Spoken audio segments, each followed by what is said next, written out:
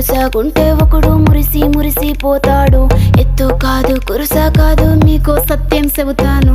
అందిన ద్రాక్ష తీపి మీకు మీ మగ బుద్ధి వంకర బుద్ధి. అంటావా మావా అంటావా మావా అంటావా మావా అంటావా మావా. బొద్దు పొద్దుకుంటే ఒకడు ముద్దుగున్నావంటాడు. సన్నం గుంటే ఒకడు సరదా పడిపోతుంటాడు. బొద్దు కాదు సన్నం కాదు వంపు సంపు కాదండి. ఒంటిగా సిక్కామంటే చాలు మీ మగ బుద్ధి వంకర బుద్ధి. అంటావా మావా అంటావా మావా.